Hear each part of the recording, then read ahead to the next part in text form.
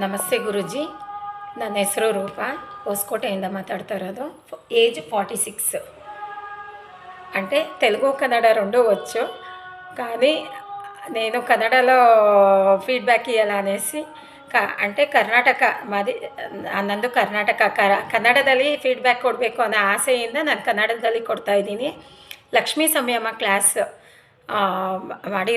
ಮಾಡಿರೋ ಬಗ್ಗೆ ಫೀಡ್ಬ್ಯಾಕ್ ಕೊಡ್ತಾ ಇರೋದು. అంటే ಲಾಸ್ಟ್ ಟೈಮು ನಾನು ನಿರಾಹಾರ ದೀಕ್ಷಾ ಮಾಡಿದ್ದೆ. ತಿರ್ಗಾ ನೆಕ್ಸ್ಟ್ ಸೆಕೆಂಡ್ ಟೈಮು ಲಕ್ಷ್ಮೀ ಸಂಯಮ ಜೊತೆ ನಿರಾಹಾರ ದೀಕ್ಷಾ ಕೂಡ ಮಾಡಿದ್ದೀನಿ. ನಿರಾಹಾರ ದೀಕ್ಷಾದಲ್ಲಿ ಬಂದ್ಬಿಟ್ಟು ನಾವು ಅನ್ನ ಊಟ ಮಾಡದೇ ಇದ್ರೂ ಜೀವನ ಮಾಡ್ಬೋದು ಅನ್ನೋದು ನೀವು ಹೇಳ್ಕೊಟ್ರಿ. ಬರೀ ಲಿಕ್ವಿಡಿಂದನೇ ನಮ್ಮ ವೆಯ್ಟ್ ಲಾಸ್ ಆಗಲಿ, ಮೆಂಟಲಿ ಸ್ಟ್ರೆಸ್ ಆಗಲಿ, ಪ್ರತಿಯೊಂದೂ ನಮ್ಮ ಪ್ರಾಬ್ಲಮ್ ಸಾಲ್ವ್ ಆಯಿತು. ಲಕ್ಷ್ಮೀ ಸಂಯಮ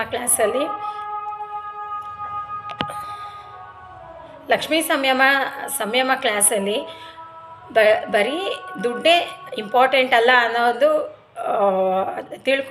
ತಿಳ್ಕೊಂಡಿದ್ದೀನಿ. ಅಂದರೆ ದುಡ್ಡಿಗಿನ ಮನುಷ್ಯರ ವ್ಯಕ್ತಿತ್ವ, ಅಂದರೆ ದುಡ್ಡಿಲ್ಲದೆ ಇದ್ರೂ ನಮ್ಮ ಗುರಿ ಸಾಧಿಸ್ಬೋದು ಅನ್ನೋದು ತಿಳ್ಕೊಂಡಿದ್ದೀನಿ ಗುರುಜಿ. ಅಂದರೆ ದುಡ್ಡು ಅಂದರೆ ಪ್ರೈಸು ಮತ್ತು ವ್ಯಾಲ್ಯೂ, ಪ್ರತಿಯೊಂದು ವಿಷಯದಲ್ಲೂ ನಾವು ಬರೀ ಪ್ರೈಸೇ ನೋಡ್ತೀವಿ ಜನ. ಆದರೆ ಆ ಪ್ರೈಸು, ಆ ದುಡ್ಡು ಹಿಂದೆ ಇರೋ ವ್ಯಾಲ್ಯೂ ಗೊತ್ತಿರೋದಿಲ್ಲ. ಆ ವ್ಯಾಲ್ಯೂನ ನೀವು ಹೇಳ್ಕೊಟ್ಟಿದ್ದೀರಾ. ಎಕ್ಸಾಂಪಲ್ ಇವಾಗ ಅಂದರೆ ನಮ್ಮದು ಪ್ರತಿ ತಿಂಗಳಿಗೆ 2 ಸಲ ಸ್ತ್ರೀ ಶಕ್ತಿ ಸಂಘ ಅಂತ ಮಾಡ್ತೀವಿ. ಮಾಡಿದಾಗ ನಾನು ದುಡ್ಡು ಮುಟ್ಟಂಗಿಲ್ಲ 24 ಡೇಸು. ಆ ದೀಕ್ಷೆಯಲ್ಲಿ 24 ಡೇಸು ದುಡ್ಡು ಮುಟ್ಟಂಗಿರಲಿಲ್ಲ.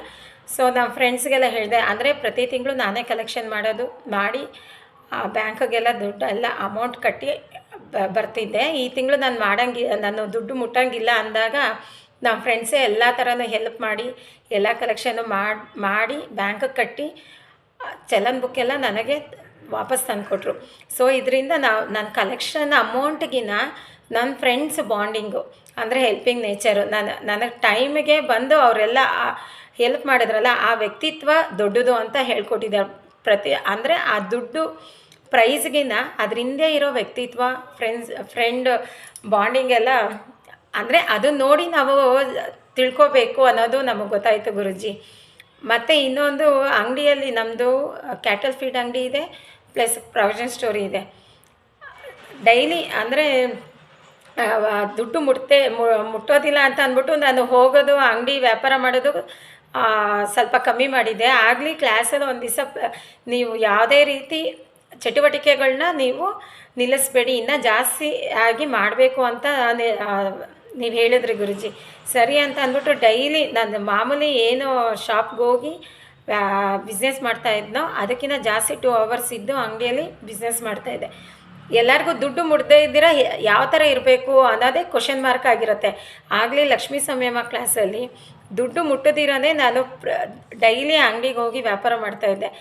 ಅಂದರೆ ನಮ್ಮ ಯಜಮಾನರು, ನನ್ನ ಮಗ, ಅಂಗಡಿ ಶಾಪಲ್ಲಿರೋ ಹುಡುಗರು ಕೂಡ, ಅಕ್ಕ ನೀನು ದುಡ್ಡು ಮುಟ್ಟೋದಿಲ್ಲ, ನಾನು ಬರ್ತೀನಿ ಅಂತ ಅಂದ್ಬಿಟ್ಟು ಆ ಟೈಮಿಗೆ ಕರೆಕ್ಟಾಗಿ ಬಂದು ದುಡ್ಡು ಇಸ್ಕೊಂಡು ಚೇಂಜು ಕಸ್ಟಮರ್ಗೆ ಕೊಟ್ಟು ಎಲ್ಲ ಕಳಿಸ್ತಾಯಿದ್ರು. ನಾನು ವ್ಯಾಪಾರ ಮಾಡ್ತಾಯಿದ್ದೆ.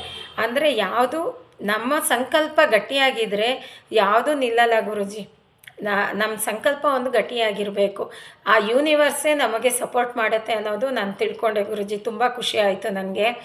ಆಮೇಲೆ ಮತ್ತೆ ಅಂದರೆ ದುಡ್ಡಿಲ್ಲ ಅಂದರೆ ನನ್ನ ಜೀವನನೇ ಮಾಡೋಕ್ಕಾಗಲ್ಲ ಅನ್ನೋದು ತುಂಬ ಜನಕ್ಕೆ ತಪ್ಪು ಕಲ್ಪನೆ. ಅಂದರೆ ಆ ಕಲ್ಪನೆ ಹೋಗಿದೆ ಗುರುಜಿ. ಪ್ರತಿಯೊಬ್ಬರಿಗೂ ದುಡ್ಡಿಲ್ಲದೆ ಇದ್ರೂ ಜೀವನ ಮಾಡ್ಬೋದು ಅಂತ ನೀವು ತೋರಿಸ್ಕೊಟ್ಟಿದ್ದೀರಾ.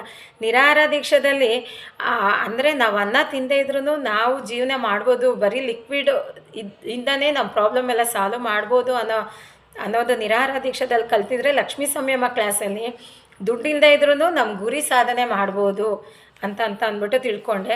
ಅಂದರೆ ನನ್ನ ಗುರಿ ಸಾಧನೆ ಮಾಡೋದಕ್ಕೆ ದುಡ್ಡೇ ಅಲ್ಲ ಇಂಪಾರ್ಟೆಂಟು, ನಮ್ಮ ಸಂಕಲ್ಪ ಗಟ್ಟಿಯಾಗಿರಬೇಕು ಅನ್ನೋದು ಹೇಳ್ಕೊಟ್ಟಿದ್ದೀರಾ ಗುರುಜಿ. ಲಕ್ಷ್ಮೀ ಸಂಯಮ ಕ್ಲಾಸಿಗೆ ಸೇರೋಕ್ಕೆ ಮುಂಚೆ ನನ್ನ ಗುರಿ ಸಾಧನೆ ಅಂದರೆ ನಮ್ಮದು ಕ್ಯಾಟಲ್ ಫೀಡು 30 ಇಯರ್ಸಿಂದ ಅದೇ ಬಿಸ್ನೆಸ್ ಮಾಡ್ತಾ ಇರೋದು. ನನ್ನ ಗುರಿ ಸಾಧನೆ ಅಂದರೆ ನಮ್ಮದೇ ಸ್ವಂತ ಓನ್ ಬ್ರ್ಯಾಂಡ್ ಮಾಡಬೇಕು ಅನ್ನೋದು ನಂಗೆ ತುಂಬ ದಿವಸದಿಂದ ಗುರಿ ಇದೆ ಗುರೂಜಿ. ಆಗಲಿ ಎಲ್ಲದಕ್ಕೂ ಇನ್ವೆಸ್ಟ್ಮೆಂಟ್ ಬೇಕು, ದುಡ್ಡು ಬೇಕು ಅಂತ ಅಂದ್ಕೊಳ್ತೀವಿ. ಅದು ತಪ್ಪು. ನಮ್ಮ ಸಂಕಲ್ಪ, ನಮ್ಮ ಸಂಕಲ್ಪ, ನಮ್ಮ ಸ್ಟ್ರಗಲ್ ಜಾಸ್ತಿ ಇದ್ದರೆ ಯಾವ ಥರ ಮಾಡಬೇಕು ಅನ್ನೋದು ದಾರಿ ಸಿಗುತ್ತೆ. ಆ ದಾರಿ ಹುಡ್ಕೊಳ್ಳೋ ಶಕ್ತಿ ಈ ಲಕ್ಷ್ಮೀ ಸಂಯಮ ಕ್ಲಾಸಲ್ಲಿ ನಾನು ಕಲ್ತಿದ್ದೀನಿ. ಆಮೇಲೆ ಇನ್ನು ಏನೇ ಪ್ರಾಬ್ಲಮ್ ಇದ್ರೂ ಆ ಪ್ರಾಬ್ಲಮ್ನ ಚಿಕ್ಕದಾಗಿ ಮಾಡಿಕೊಂಡು ಅದಕ್ಕೆ ಸೊಲ್ಯೂಷನ್ನೇ ನಮ್ಮ ಹತ್ರ ಇರುತ್ತೆ. ಅದನ್ನು ನಾವು ತಿಳ್ಕೊಳ್ಳೋದೇ ಇಲ್ಲ. ಬರೀ ಅಯ್ಯೋ ನನ್ನ ಪ್ರಾಬ್ಲಮ್ಮು, ನಂದು ಈ ಥರ ಇದೆ ಪ್ರಾಬ್ಲಮ್ಮು, ಆ ಥರ ಇದೆ ಪ್ರಾಬ್ಲಮ್ ಅಂದ್ಕೊಂಡೇ ನಾವು ಕಾಲ ಕಳಿತೀವಿ ಹೊರತು ಪ್ರಾಬ್ಲಮ್ಗೆ ಸೊಲ್ಯೂಷನ್ ಎಲ್ಲಿದೆ ಅಂತಲೇ ತಿಳ್ಕೊಳ್ಳಲ್ಲ. ದುಡ್ಡಿದ್ರೇ ಪ್ರಾಬ್ಲಮ್ ಸಾಲ್ವ್ ಆಗುತ್ತೆ ಅಂತ ಅಂದ್ಕೊಳ್ತೀವಿ. ಅದು ತಪ್ಪು. ದುಡ್ಡಿಲ್ಲದೆ ಇದ್ರೂ ಆ ಪ್ರಾಬ್ಲಮ್ ಸೊಲ್ಯೂಷನ್ ನಮ್ಮ ಹತ್ರನೇ ಇರುತ್ತೆ. ಪ್ರತಿಯೊಂದಕ್ಕೂ ಯಾವ ಪ್ರಾಬ್ಲಮ್ ಪಕ್ಕದಲ್ಲೇ ಸೊಲ್ಯೂಷನ್ ಇರುತ್ತೆ. ಆ ಸೊಲ್ಯೂಷನ್ ಹುಡ್ಕೊಳ್ಳೋ ಕೆಪಾಸಿಟಿ ನಮ್ಮಲ್ಲೇ ಇರೋದನ್ನು ಈ ಲಕ್ಷ್ಮೀ ಸಂಯಮ ಕ್ಲಾಸಲ್ಲಿ ಕಲ್ತಿದ್ದೀನಿ ಗುರುಜಿ. ಆಮೇಲೆ ಲಕ್ಷ್ಮೀ ಸಂಯಮ ಕ್ಲಾಸ್ ಸೇರೋಕ್ಕಿಂತ ಮುಂಚೆ ಎಲ್ಲರಂಗೆ ಅಯ್ಯೋ ನನಗೆಲ್ಲ ಆಗುತ್ತೆ, ನಮ್ಮ ಪ್ರಾಬ್ಲಮೇ ದೊಡ್ಡದು, ಆ ಕೆಲಸ ಮಾಡೋಕ್ಕಾಗಲ್ಲ, ಈ ಕೆಲಸ ಮಾಡೋಕ್ಕಾಗಲ್ಲ ಅಂತ ಇದ್ದೆ. ಈಗ ನಮ್ಮ ಅತ್ತೆಯವರು ಬೆಡ್ ರೀಡಿಂಗು ಗುರುಜಿ. ನಮ್ಮ ಅತ್ತೆನ ಕರ್ಕೊಂಡ್ಬಂದು ಅತ್ತೆನ ನೋಡಿಕೊಂಡು ತಿರ್ಗಾ ಅಂಗಡಿಯಲ್ಲೂ ನೋಡಿಕೊಂಡು ಬಿಸ್ನೆಸ್ ಮಾಡಿ ಮನೆ ಕೆಲಸ ಕೂಡ ಮಾಡ್ಕೊಳ್ತಾ ಇದ್ದೀನಿ.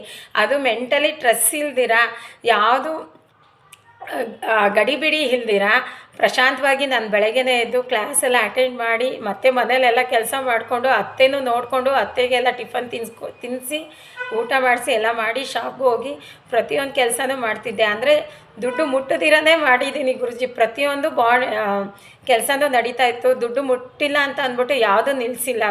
ಇದು ಚಟುವಟಿಕೆ ಅಂದರೆ ಬಿಸ್ನೆಸ್ ಮಾಡೋದೇ ಆಗಲಿ ಯಾವುದೂ. ಜೊತೆಗೆ ಎಲ್ಲರೂ ಹೋದ್ರೂ ನಮ್ಮ ಫ್ರೆಂಡ್ಸ್ ಎಲ್ಲ ತುಂಬ ಸಹಕರಿಸ್ತಾಯಿದ್ರು, ಕೇಳ್ತಾಯಿದ್ರು ನೀನು ದುಡ್ಡು ಮುಟ್ಟದಿರ ಹೇಗೆ ಮಾಡ್ತೀಯ ಅಂತ ಅಂದ್ಬಿಟ್ಟು. ಸೊ ಒಂದು ದಿವಸ ಇನ್ಸಿಡೆಂಟಲ್ಲಿ ಸಂಘದಲ್ಲಿ ಇದ್ದಾಗ ಅವರೇ ನಾನು ದುಡ್ಡು ಮುಟ್ಟಲ್ಲ ಅಂತ ಅವರೇ ಎಲ್ಲ ನನಗೆ ಏನೇನು ಬೇಕೋ ಎಲ್ಲ ತಕ್ಕೊಟ್ರು ಗುರುಜಿ. ಆವಾಗ ಸ್ಪಾಟಲ್ಲೇ ನೀವೇ ಸಪೋರ್ಟ್ ಮಾಡ್ತಾ ಇದ್ದೀರಲ್ಲ ನಾನು ದುಡ್ಡು ಮುಟ್ಟಿಲ್ಲ ಅಂತ ಅಂದಾಗ ಅವ್ರಿಗೆ ಆಶ್ಚರ್ಯ ಆಯಿತು. ಸೊ ಹೀಗೆ ಇರುತ್ತೆ, ಪ್ರತಿಯೊಂದು ಪ್ರಾಬ್ಲಮ್ಗೂ ಸೊಲ್ಯೂಷನ್ ಅಲ್ಲೇ ಇರುತ್ತೆ ಅನ್ನೋದು ಕಲ್ತಿದ್ದೀನಿ ಗುರುಜಿ.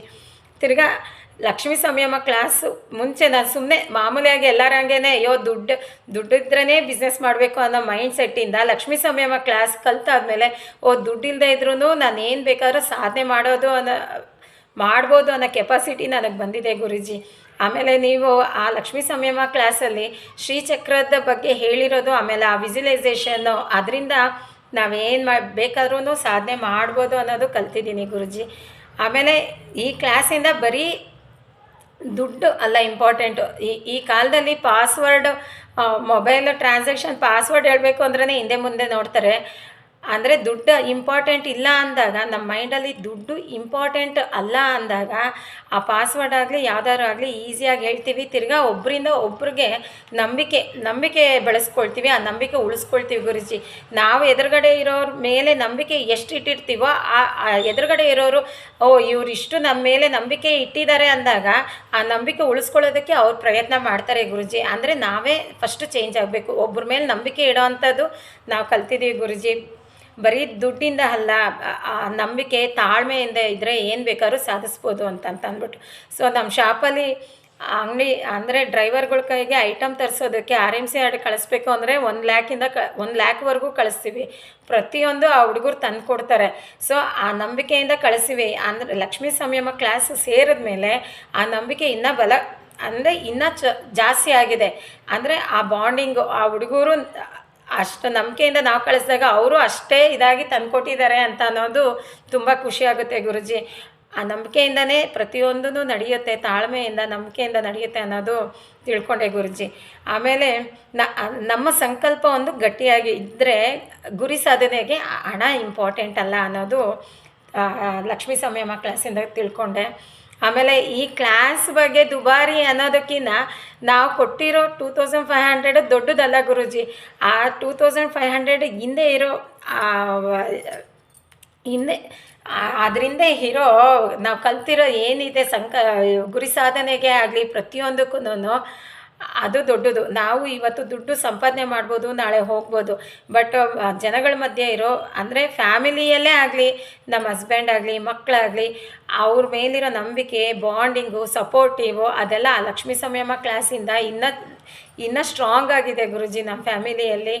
ಅಂದರೆ ನಾನೊಂದು ಹೇಳೋದು, ಪ್ರತಿಯೊಬ್ಬರು ನಿರಾಹಾರ ದೀಕ್ಷದಲ್ಲಿ ಯಾರಿದ್ದೀರಾ ಲಕ್ಷ್ಮೀ ಸಂಯಮ ಕ್ಲಾಸಿಗೆ ಸೇರ್ಕೊಳ್ಳಿ.